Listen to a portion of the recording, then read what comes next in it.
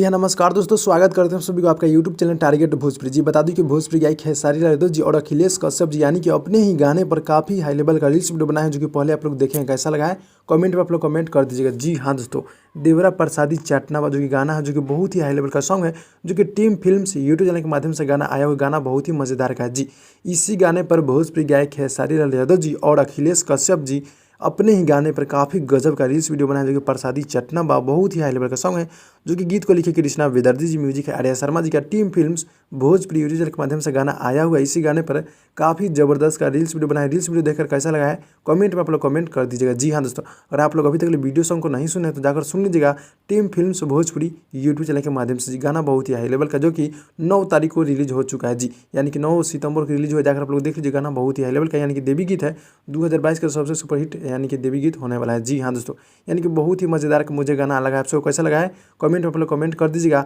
और reels video देखने के बाद कैसा लगा कमेंट में आप लोग कमेंट कीजिएगा। जी हाँ दोस्तों, तो भाई लोग मिलते हैं अगली वीडियो में, तब तक के लिए धन्यवाद दोस्तों।